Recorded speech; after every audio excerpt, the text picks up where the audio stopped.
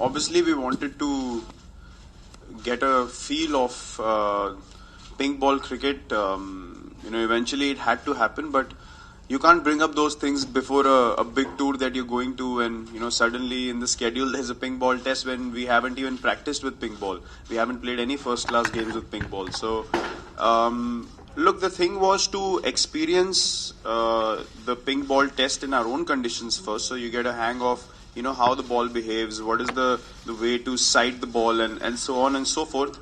Then eventually going on and playing pink ball test anywhere in the world. So it can't be a sudden thing. This one we had been talking about for a while. As you saw, a few guys practiced even before the series started. So you can't just 2 days before you get onto a plane say we're going to play a pink ball test in a week's time. So we didn't think it was logical from that point of view. It needed a bit of preparation, and once you get a hang of it, once you're used to playing it, there's no problem in playing at all. I think in general, if you haven't played with the pink ball before, it's going to be challenging throughout the game. That's what I feel. You'll require more concentration, more solid technique, more compact game compared to the red ball, purely because anyways, in the longer format, the ball does a lot more than the white ball. And add not having great visibility or the ability to pick that color, it makes it even more difficult. So as you can imagine, the decision making will have to be very precise. Your idea of off stump, and I think that's going to be the most crucial thing, because even yesterday when we practiced, you felt like the ball could be closer to you, but it's actually not that close to the off stump. So I think that channel one will have to be careful. And even with catching the ball, we felt like how you feel like the white ball in afternoon. You don't really know how far the ball is, and then it hits your hands very quickly. And even in the slips, it was flying pretty fast. So I think the extra glaze on the ball is making it travel faster, and it hits the hands very hard as well. But the one thing that surprised me about was fielding sessions. How in the slips the ball hit your hand so hard. It almost felt like a heavy hockey ball that you might play with, or those synthetic balls that we used to play when we were younger.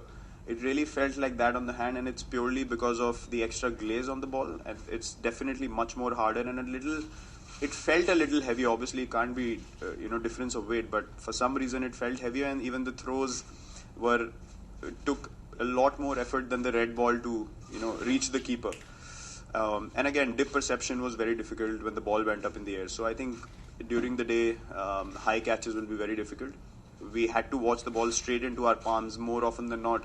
When you used to red ball and white ball, you just catch with an idea of knowing how fast the ball is coming down. But this time, if you don't look at the ball in your palms, it's gone.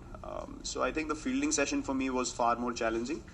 Batting, anyways, as I said, because the mind was already tuned into wanting to play solid, so we didn't have that many difficulties because we had practiced before as well. But I think fielding is going to be, people are going to be surprised how challenging fielding with this ball can be. I think in India we have one big factor, which is dew, which is going to be something we'll have to sort of, spoke to the match referee as well yesterday, something we'll have to speak about and discuss as we go along with playing the game. You can't really predict how much mopping or how much cleaning of the dew is required at what stage. You never know when the dew is going to arrive. So he had the same discussion yesterday that we'll have to sort of play it as it comes and manage it in the best way possible. So I think that is one difference with playing a day-night test in India compared to any other country.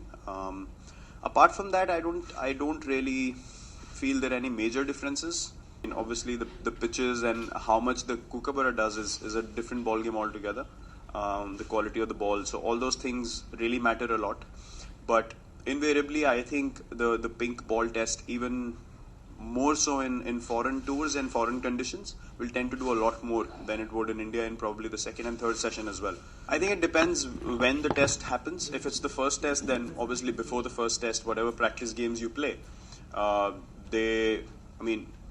one of them can be normal, red ball practice game, and one before the test could be a pink ball practice game.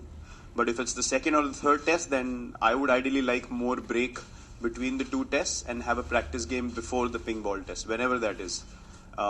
with obviously playing under lights. So it can't be before the tour you play a ping ball test practice game and then the test is actually the third game. That wouldn't make any sense. So I think whenever it is, there should be a practice game planned just before that test, and accordingly we should have enough days in between. Don't forget to like, share and subscribe, and leave your comments in the comment section below.